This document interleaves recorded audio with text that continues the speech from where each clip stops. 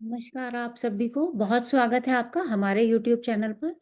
और अपने राशियों की जो हमारी सीरीज़ चल रही है, उसको मैं थोड़ा-सा और आगे बढ़ाती हूँ और आज मैं तुला राशि के बारे में बातें करूँगी, है ना? तो तुला मतलब लिब्रा साइन। हम जानते हैं कि तुला राशि कालपुरुष की पत्रिका में 7th हाउस का स्वामित्व रखती है।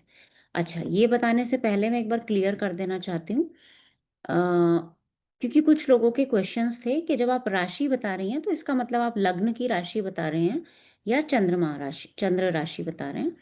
तो मैं यहाँ क्लियर कर देना चाहती हूँ कि मैं सिर्फ और सिर्फ राशि के स्वभाव को बता रही हूँ। यहाँ वो आपकी लग्न राशि भी हो सकती है, वो आपकी चंद्र राशि भी हो सकती है, या आपके पत्रिका में वो राशि किसी भी हाउस में हो सकती है ना? तो आप उसको अपने चार्ट के अकॉर्डिंग देख सकते हैं। मैं सिर्फ एक राशि को समझाने की कोशिश कर रही हूँ।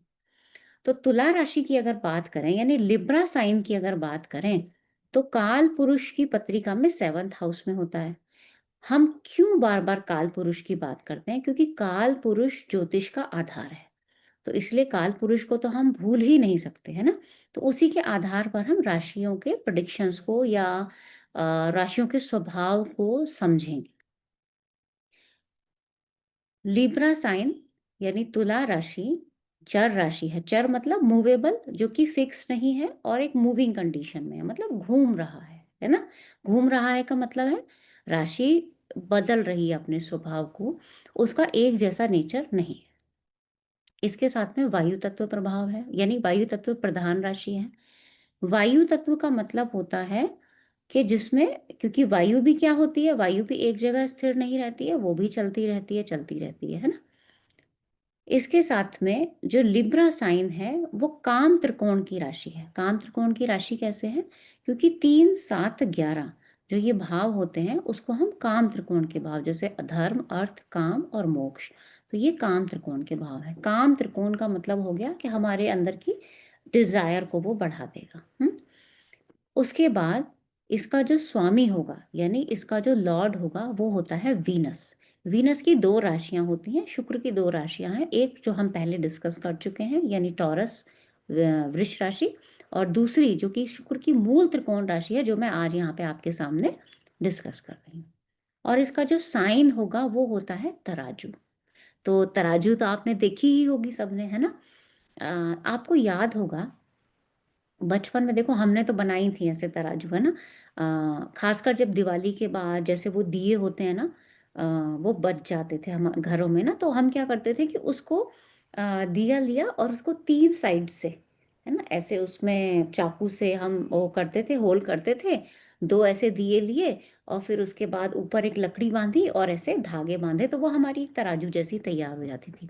या जिसमें हम वो खील बताशे भरते थे ना, ऐसे छोटे-छोटे पॉट्स जैसे आते थे। अब तो अ, मिलते हैं कई बार अमेज़न वगैरह पे, देखो तो बड़े अच्छे डिज़ाइन किए हुए, लेकिन उसको हम ऐसे छोटे से पॉट्स आते थे उसके भी बनाते थे। या तराजू तो आप सब्जी वाले के पास देखो, अब तो दूसरे तरीके की आने लगी हैं, लेकिन हाँ, तराजू होती है ना? आप ऐसे देख सकते हो उसको। अब आपको यहाँ थोड़ा-सा ये समझना पड़ेगा कि जब हम तराजू बनाते थे ना पहले, तो उसको बैलेंस करना बड़ा मुश्किल होता था। क्यों मुश्किल होता था? कभी देखते थे इधर से टेढ़ी हो गई, कभी उधर से टेढ़ी हो गई, है ना? कभी इस तरफ जा रही है, कभी उस तरफ जा रही है, क्योंकि होल जो थे वो सही डायरेक्शन में करने बहुत ज़रूरी होते थे। उसका जो धागा जो बाँधा जाता था वो बिल्कुल सही बंधा हुआ होना चाहिए, है ना? वो इधर-उधर नहीं झूलनी चाहिए, और जहाँ से आप उसको पकड़ोगे, वो पकड़ने का जो स्थान होता था वो बिल्कुल सेंटर में होना चाहिए। ठीक है? और एक चीज़ और देखो, जब तक हम उसमें कुछ वज़न नहीं रखेंगे, तो वो हिलती रहेगी। क्यों हिलती रहेगी? क्योंकि हल्की-फुल्की हवा तो चलती है ना, तूफ़ान की बात तो मैं नहीं कर रही। लेकिन वो हल्की-फुल्की हवा तो होती है, जैसे आप मोमबत्ती जला दो, तो थोड़ा बहुत तो वो भी हिलेगी। तो सेम तराजू के साथ है ना? रुकेगी कब वो? जब उसके ऊपर आप भार रख दोगे। भार बराबर करने के लिए दोनों साइड एक जैसा रखना होगा, और एक साइड रखोगे तो एक साइड झुक जाएगी, एक साइड नहीं झुकेगी। तो ये तराजू की एक क्वालिटी हो गई, या इसको आप ऐसे समझ सकते हो। अब आप ये सोचिए कि चर राशि है तुला, और उसके साथ में वायु भी है, और फिर भी हाथ में तराजू है। तराजू का मतलब क्या हो गया? मैं आपको कहती हूँ कि आप अपने घर से बाहर बालकनी में या गाँव में रहते हैं तो चौक में ऐसे खड़े हो जाइए। आप अपने हाथ में छुरी का तराजू मत लीजिए, कोई भी एक पत्ती भी ले लीजिए, है ना? या कोई भी 2 पत्तियाँ ले लीजिए एक जैसी, और पत्तियाँ ऐसी हों जो बहुत हल्की-फुल्की हैं, जो हिल रही हैं, जिनका एक नेचुरल टेंडेंसी हिलने की है, मूवेबल हैं वो, है ना? या कोई ऐसा ऑब्जेक्ट ले लीजिए और हवा भी चला देते हैं साथ में। तो आप सोच के देखो कि आप कितनी देर उस पत्ती को बैलेंस कर पाओगे? क्या आप उसको बिल्कुल सीधा पकड़ पाओगे? वो इधर भी ना जाए, इधर भी ना जाए, बिल्कुल बैलेंस्ड रहे। आपको क्या लगता है? एक एग्ज़ाम्पल और दे सकती हूँ मैं इसका। कई बार आपने देखा होगा रोड साइड पे या मेले में खासकर देखा होगा, बच्चे होते हैं छोटे-छोटे और वो रस्सी के ऊपर चलते हैं, है ना? एक रस्सी होती है ना, दीवार के ऊपर नहीं चलते वो। क्यों? क्योंकि दीवार तो पहले से ही स्टेबल है ना? वो तो हिल नहीं सकती, वो तो फिक्स्ड है। लेकिन वो रस्सी के ऊपर चलते हैं, रस्सी बड़ी पतली होती है, हिलती-डुलती रहती है ऐसे रस्सी, और आप देखोगे बाहर हैं, तो थोड़ी बहुत हवा का वो प्रभाव तो रहता ही है, लेकिन फिर भी वो चलते हैं और चलते वक़्त उनके जो स्टेप्स रहते हैं ना, वो बहुत छोटे-छोटे स्टेप्स रहते हैं। वो एकदम तेज़ स्टेप में नहीं चलते कभी भी, बहुत छोटे-छोटे, छोटे-छोटे स्टेप में चलते हैं। इसका क्या मतलब हुआ? इसका मतलब हुआ, आपने अक्सर सुना होगा कि तुला राशि वाले बैलेंस बनाते हैं, संतुलन की राशि। अगर मैं यहाँ पे आपको कहूँ कि बैलेंस बनाते नहीं हैं, बैलेंस बनाना पड़ता है, तो ये दोनों में कितना अंतर हो जाएगा, है ना? बैलेंस बनाने के लिए आप सोचो आपके दिमाग पे कितना ज़ोर पड़ेगा, आपके ऊपर कितना ज़्यादा प्रेशर होगा, क्योंकि बिना प्रेशर के तो आप तराजू को बैलेंस ही नहीं कर पाओगे ना। कैसे करोगे? आप खुद सोच के देखो, आप खड़े हो जाओ आज मेरी ये वीडियो देखने के बाद बाहर, हाथ में तराजू लेके और बैलेंस करके दिखाओ। कितना डिफ़िकल्ट होगा आपके लिए बैलेंस करना, है ना? तो कितना डिफ़िकल्ट होता होगा उस इंसान के लिए जिसके लगन में तुला राशि होती होगी। क्योंकि लगन क्या बता रहा है? आपका ब्रेन बता रहा है, और वहाँ पे वो तराजू है, वहाँ पे वो राशि है।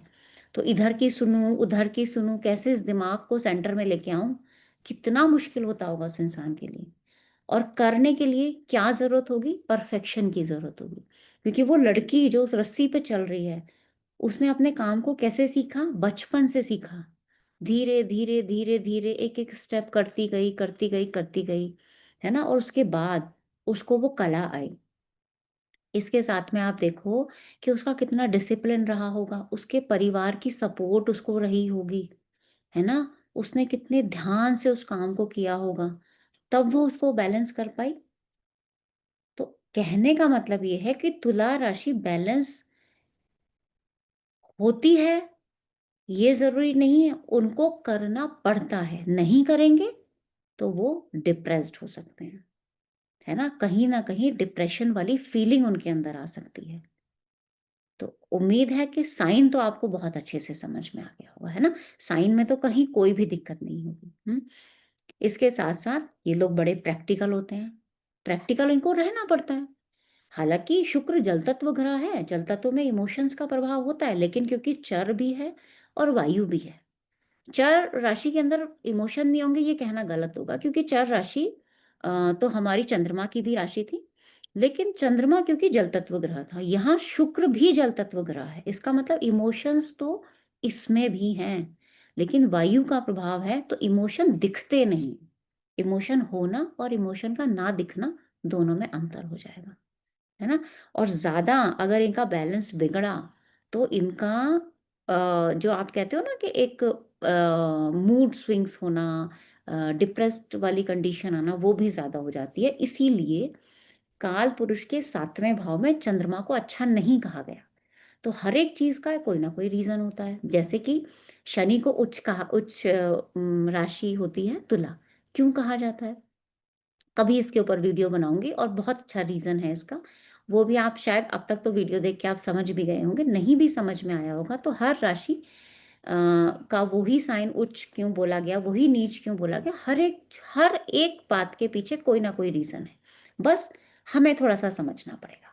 तो ये लोग कैसे हो सकते हैं जिनका तुला राशि लगन में हो या चंद्रमा तुला राशि का हो या जनरल कहीं पे भी हो, तुला एक राशि को अगर हम समझें, तो ये राशि ना सही-गलत के फैसले में जूझते रहते हैं। क्या सही है, क्या गलत है? इसके बीच में ये लोग फँसे रहते हैं कहीं न कहीं। एक एक इंसान होता है ना जो बिचौलिए का काम करता है, आपने सुना होगा, तो ये वो वाला काम करते हैं, यानी बैलेंस बनाने का काम करते हैं या बनाना पड़ता है इनको, आप ऐसा कह सकते हो, ठीक है? सामाजिक होते हैं, अकेले नहीं रह सकते ये लोग, क्योंकि तराजू के 2 पहलू हैं, है ना? अकेला कैसे रखोगे आप इनको? रह ही नहीं सकते, अकेले रहेंगे तो इधर-उधर, उधर-उधर झूलते रहेंगे, ना खुद को बैलेंस कर पाएँगे, ना सामने वाले को कर पाएँगे और आपस में विवाद होगा वो अलग, ठीक है? हमेशा नाप-तोल करना ये सब करते रहते हैं। और क्या कर सकते हैं? डिसिप्लिन्ड होते हैं। या आप ये कह सकते हो कि इनको अपने डेली रूटीन को डिसिप्लिन करने की ज़रूरत पड़ती है, क्योंकि काल पुरुष के 7वें भाव में ये राशि होती है और 7वाँ भाव क्या बताता है? हमारी दैनिक दिनचर्या को बताता है। तो जहाँ पे भी दैनिक दिनचर्या को डिसिप्लिन करने की बात आएगी, वहाँ तुला राशि का रोल अपने आप आ जाएगा। इसीलिए इन लोगों के लिए गाइडेंस क्या होगी कि इनको अकेला छोड़ने की ज़रूरत नहीं है। जैसे ही ये अकेले रहेंगे, ऐसे ही इनके लिए प्रॉब्लम्स आ जाएँगी। इन लोगों की खास आदत होती है कि ये हर चीज़ के ना 2 पहलुओं को देखते हैं। 2 पहलू में मैं ये नहीं कह रही हूँ कि सही-गलत की परख करेंगे, मतलब हमेशा उसी के बारे में सोचेंगे, लेकिन अगर इनको कोई काम दे दिया जाए, तो ये उसको 2 नज़रिए से देखना पसंद करेंगे, 2 तरीकों से करना पसंद करेंगे और कोशिश करेंगे। जैसे आपने बहुत से लोग देखे होंगे दोनों हाथ से लिखते हैं, है ना? तो कई बार वो तुला राशि वाले भी हो सकते हैं। मान लो आपके तीसरे भाव में तुला राशि है, तो उनके हाथों में वो कला रहेगी कि वो दोनों हाथों से लिख लें या दोनों हाथों से का यूज़ करके एक ही टाइम पे एक काम को कर लें। और कहीं न कहीं ये कला इनको डिप्लोमैटिक भी बनाती है। क्योंकि शुक्र है ना, अगर मान लो शुक्र को किसी का बीच बचाव करना हो या 2 लोगों की जाँच-परख करनी हो या आप कह सकते हो कि किसी का फैसला लेना हो, तो शुक्र वाला दोनों को न्याय दिलाने की कोशिश करेगा, पहली बात तुला राशि। दूसरा, उसके जो शब्द निकलेंगे ना, वो बड़े मायावी शब्द होंगे। मायावी शब्द मतलब? मायावी शब्द ऐसे होंगे कि सामने वाले का काम भी हो जाए और उसको पता भी ना चले कि मैंने उसकी बुराई की है या उसकी अच्छाई की है ना? और काम भी निकल जाएगा। तो जहाँ ये लोग प्रैक्टिकल होते हैं, कहीं न कहीं, कभी न कभी ना इनके अंदर थोड़ी कड़वाहट आ जाती है। कड़वाहट का मतलब है इनके शब्द थोड़े-से कड़वे हो जाते हैं। क्योंकि वायु तत्व राशि है ना, अब वायु क्या होती है, जब इंसान बैलेंस करने की इतनी कोशिश कर रहा है, उसके ऊपर इतना प्रेशर है और उसके बाद कभी उसके मुँह से कोई गलत बात निकली, लेकिन वो निकलेगी इस तरह से कि सामने वाले को समझ ही नहीं आएगा कि वो इंसान क्या मेरी अच्छी बात बोल रहा था मेरे बारे में या मेरे लिए क्रिटिसाइज़ कर रहा था। क्यों? क्योंकि शुक्र एक ऐसा ग्रह है जो ऐसा एक मायावी प्रभाव डालता है, तभी तो हम इतना जो मूवीज़ में देखते हैं, जो टीवी सीरियल्स में देखते हैं, वैसा ही हम गेटअप लेने की कोशिश करते हैं। क्यों? क्यों हम ऐसा सोचते हैं? क्यों? क्योंकि शुक्र एक ऐसा ग्रह है जो एक मायावी प्रभाव देगा। अगर शुक्र का प्रभाव लेके कोई वीडियो बनाई जाए, तो वो वीडियो फटाफट वायरल हो जाएगी, है ना? लेकिन गुरु का प्रभाव लेके बनाई जाए, तो उसमें थोड़ा-सा समय लग सकता है। और यहीं अगर राहु का प्रभाव आ जाए, तो फिर बहुत ज़्यादा दिक्कत हो जाएगी। इसके ऊपर भी कभी मैं आपको एक सेशन में समझाऊँगी। और इन लोगों के अंदर ना इनसिक्योरिटी की फीलिंग रहती है। इनसिक्योरिटी की फीलिंग क्यों रहती है इन लोगों के अंदर? क्यों? क्योंकि ये 2 पहलुओं के बीच में, 2 चीज़ों के बीच में अपने आप को सँभालने की कोशिश कर रहे हैं। तो जब इंसान सँभालने की कोशिश करता है ना, और इस केस में अगर चंद्रमा भी इनका एफ़्लिक्टेड हो जाए, यानी पीड़ित हो जाए कहीं अष्टम में, ये राहु केतु एक्सिस में ऐसा कुछ पीड़ित हो जाए, तो इनसिक्योरिटी इनके अंदर बढ़ जाती है ना? इसीलिए इनके लिए क्या एडवाइस रहती है कि आप एक ग्रुप के साथ रहने की कोशिश करें। इनकी एक आदत होती है कि दूसरों को ना लाइफ के लेसन सिखाते रहते हैं, कुछ ना कुछ टीचिंग्स देते रहते हैं, भले ही गुरु का प्रभाव हो ना हो, लेकिन इनकी एक आदत है कि वो कुछ ना कुछ लाइफ के लेसन सिखाते रहते हैं और इनके मन में बहुत सारी ऐसी बातें होती हैं तो ये छिपा लेते हैं। इवन जब ये बोलते भी हैं ना, तो उससे भी कोई ना कोई कंट्रोवर्सी होने के चांसेस रहते हैं। अब ये मैंने क्यों बोला, ये मैं आगे आपको जब सारी राशियाँ कंप्लीट हो जाएँगी, तो कमेंट में मुझे याद दिला दीजिएगा कि क्यों बोला। धीरे-धीरे करके मैं आपको वो सब चीज़ें बताती रहूँगी।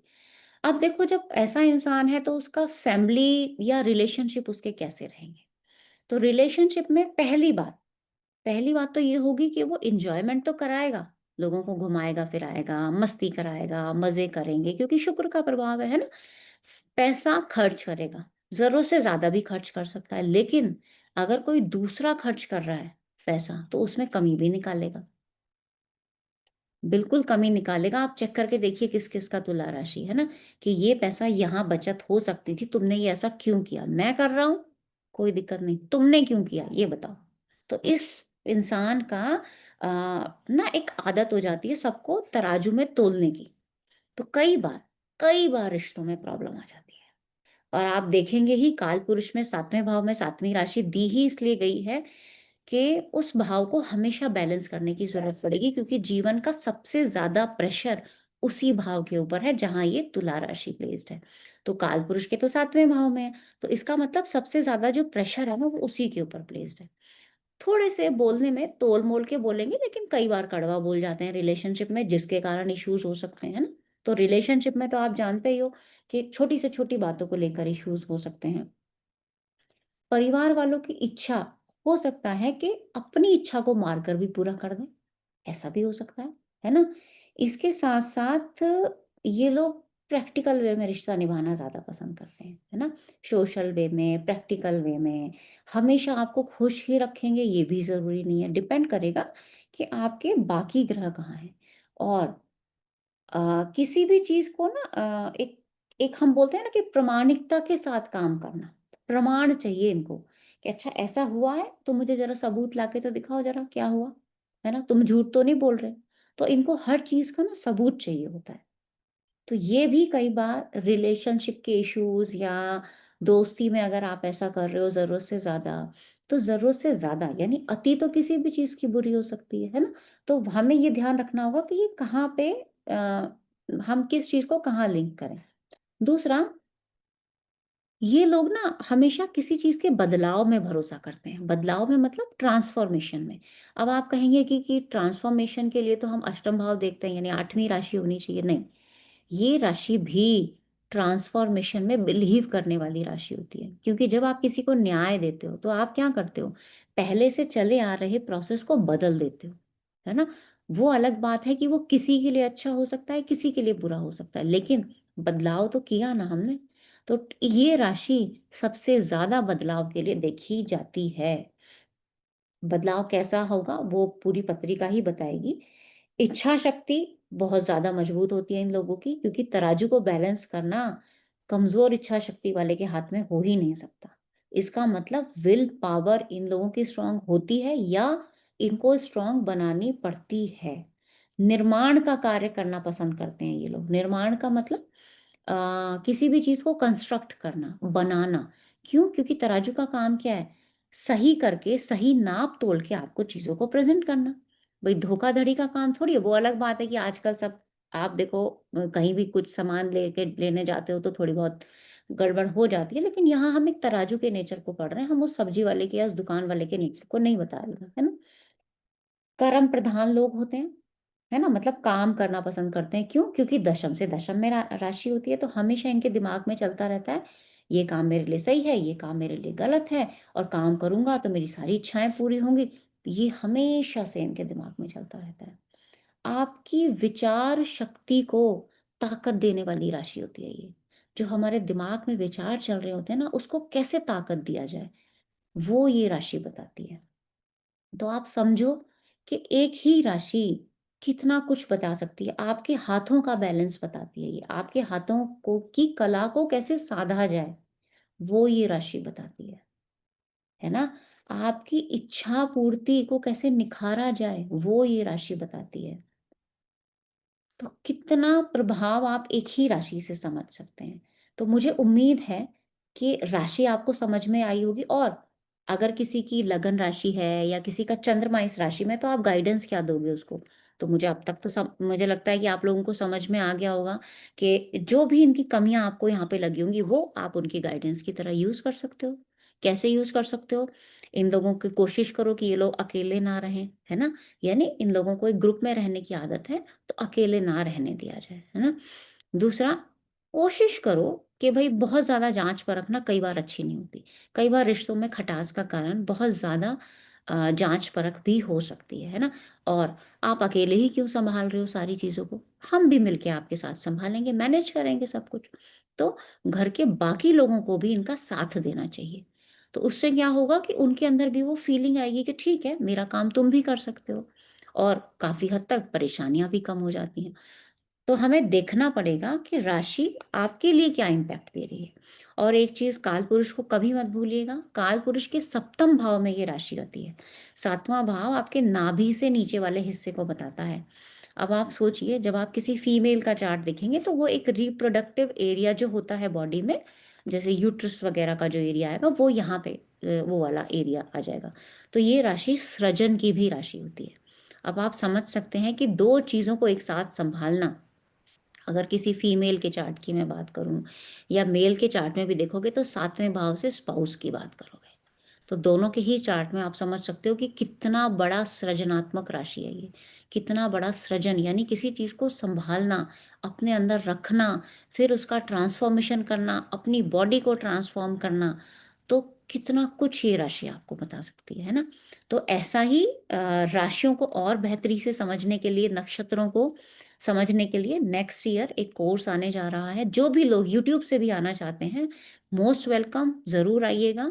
बहुत ज़्यादा फ़ीस इसलिए नहीं रखी है ताकि सब लोग उसको अटेंड कर पाएँ, क्योंकि कभी-कभी ऐसा लगता है कि ज्योतिष को शायद हम लोग समझ तो रहे हैं, कोशिश तो चल ही रही है, बहुत अच्छा सब लोग सीख भी रहे हैं, सब लोग सिखा भी रहे हैं। लेकिन हमेशा वैदिक ज्योतिष के नाम पर कुछ ना कुछ कहा जाता है, जो सुनते हैं तो बिल्कुल अच्छा नहीं लगता कि वैदिक ज्योतिष रिज़ल्ट नहीं निकाल पाता, लेकिन बहुत अच्छा रिज़ल्ट निकलेगा। अगर आप लोग इच्छुक हैं, तो आप लोग बिल्कुल आ सकते हैं। आज के लिए इतना ही रखते हैं। बहुत-बहुत धन्यवाद।